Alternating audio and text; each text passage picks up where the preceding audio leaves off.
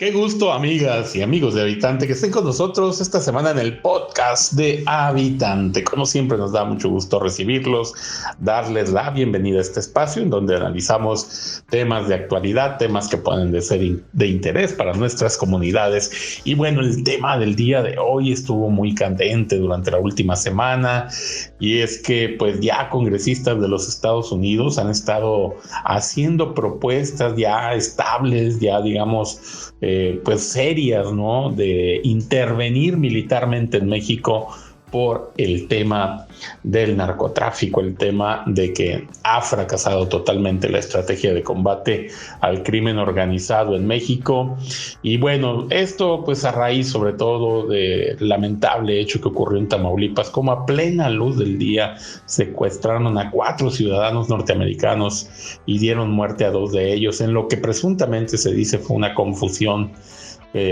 Pensaban que eran otras personas, esos turistas que, según la información que se originó inicialmente, pues iban a un tratamiento médico a Tamaulipas, donde les salía más barato.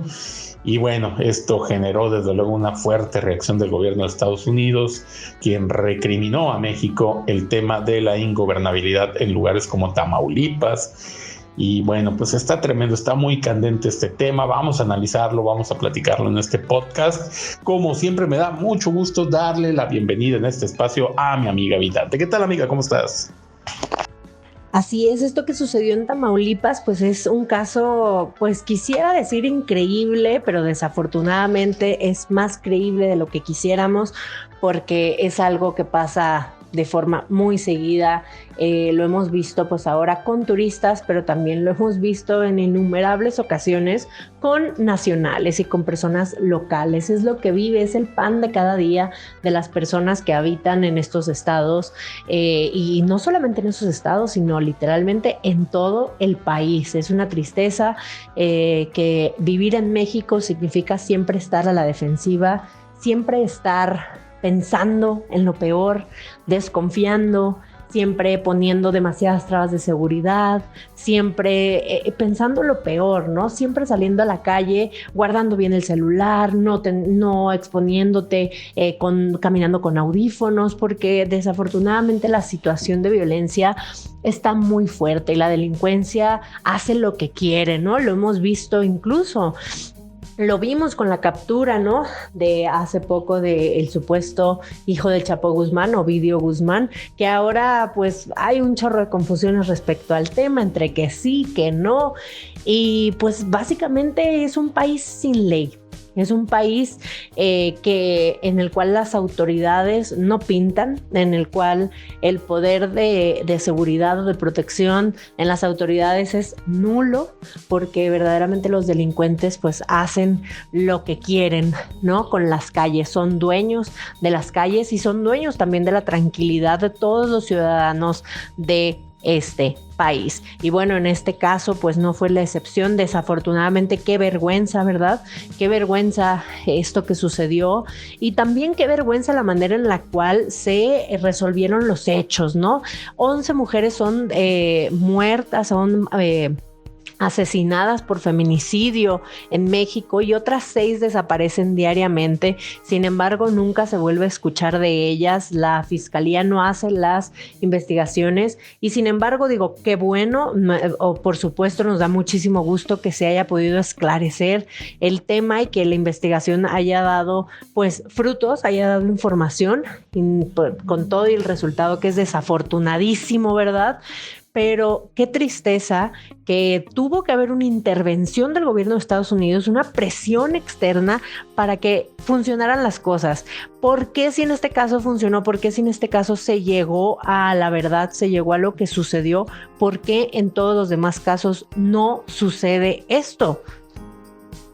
Así es, y esa precisamente que comentas fue una de las grandes críticas que hicieron los habitantes de Tamaulipas a las autoridades. ¿Por qué tenía que ocurrirle a un norteamericano para que tuvieran actividad o tuvieran un resultado las autoridades de Procuración de Justicia? Es lo que también le recriminaron muy fuerte al gobierno de México y en general a todas las entidades de gobierno, de por qué en ciertos casos sí y en otros no investigan. Es muy lamentable esa justicia selectiva y es parte de lo mismo, ¿no? De que estemos en un caos de seguridad, que el crimen organizado se haya apropiado de muchísimas ciudades, que pasen cosas a la luz del día y no llega la policía, no interviene, se hacen a un lado, se esconden, dejan que actúen libremente los delincuentes. Y bueno, esto es parte de un círculo vicioso, pues, en donde no se investiga, en donde no se ejerce la justicia, en donde se permite al crimen organizado enseñorearse en las ciudades, y ahí está el resultado, ¿no? Ahora le ocurrió a estos norteamericanos, qué terrible que les ocurrió, y bueno, cuando menos en este caso hubo una investigación y un resultado, pero ¿cuántos casos en donde no hay resultados? Pues, y es por eso que las autoridades de Estados Unidos están ya poniendo oficialmente en discusión una iniciativa para que las Fuerzas Armadas de Estados Unidos entren a territorio mexicano, desde luego en la zona fronteriza, que es donde está más grave esta situación, o cuando menos le preocupa más al gobierno de Estados Unidos, pues evidentemente ahí serían las primeras incursiones en caso de que se apruebe esa propuesta. Desde luego que México se opone, ¿no?, a esto, ha levantado la voz y dice que es una injerencia, pero ¿sabes qué me llamó muy fuertemente la atención? Que en redes sociales la gente, los habitantes de comunidades como Tamaulipas, decían que ya estaban tan desesperados que incluso veían bien eso, que incluso veían bien que alguien llegara a poner orden, a poner ley en esas comunidades. Qué increíble, ¿no? En qué desesperación deben de estar para pensar que el ejército de Estados Unidos sea la solución a sus problemas, ¿no? ¿En qué nivel de desesperación debe vivir esa gente para estar comentando eso? Y tú lo ves en redes sociales, ¿no? Veía uno la nota publicada en medios nacionales y rápido veías las opiniones de gente de esa región que decía, pues es que no queda de otra, decían. Y te impacta, ¿no? Ver qué tan grave es para ellos lo que están viviendo, que dicen, ya no importa de dónde venga el ejército, que venga, dice, y que ponga orden en este desorden que el gobierno federal de México ha dejado crecer tremendamente con la política de abrazos y no balazos a los delincuentes, de permitirles hacer todo lo que quieran, ¿no? Exactamente, la desesperación debe ser tal que pues los ciudadanos y los habitantes de esas regiones pues prefieren ver algo que tal vez no todos quisiéramos, que es al ejército de otro país resguardando el país en el cual nosotros estamos pagando impuestos, ¿verdad? O sea, eso es lo triste, que el dinero no nos lo dejan de cobrar, que a nosotros no nos dicen, ay, bueno, este mes hubo más injerencia en actos delictivos, en violencia, hubo menos resolución de sentencias, hubo menos personas castigadas por sus delitos, entonces les vamos a hacer un descuento en su pago de impuestos. Pues no es así, ¿verdad? El problema es que uno prefiere pues ver la presencia tal vez de otro país, aunque no sea lo ideal, por supuesto, porque la presencia de otro país pues ya lo que quiere decir es que el problema se salió tanto de control que tuvieron que intervenir, ¿no? Es como pues da vergüenza cómo en nuestro propio país no puede manejar esos asuntos, ¿no? Y también, bueno, es tener gente que no entiende la cultura mexicana, o sea, por ningún lado por donde lo veas sería algo conveniente, pero definitivamente creo que es más conveniente, al menos eso opinan los habitantes de esos estados, pues ver la presencia de otro país, de otros militares, de otro tipo de protección, pero seguir viendo a sus familias a salvo, ¿no? Seguir pudiendo manejar sus negocios, poder seguir siguiendo operando, ¿no? Porque lo vemos incluso también del otro lado de la frontera, por allá en Tijuana, pues vemos cómo la extorsión y el pago de piso se ha vuelto una cosa muy violenta para vivir, para fomentar el comercio, porque ahora los narcotraficantes pues piden este pago de piso y no todo mundo tiene los medios para poderlo pagar y terminan pues siendo incluso amenazados, asesinados o cerrando sus negocios, y por ende eso obliga a muchas personas a unirse pues al lado malo, ¿no? Tú dices, bueno, si por el lado bueno está tan difícil tener un estilo de vida, poder solventar mis gastos, pues no me queda de otra, y ahí es cuando vemos las tasas de delincuencia en jóvenes pues aumentar, ¿no? Es muy, muy lamentable esta situación. Desde luego no es solución que otro país venga e intervenga en el nuestro. Lo que se debería hacer es pues cambiar la estrategia de seguridad, que ha sido un rotundo fracaso en México.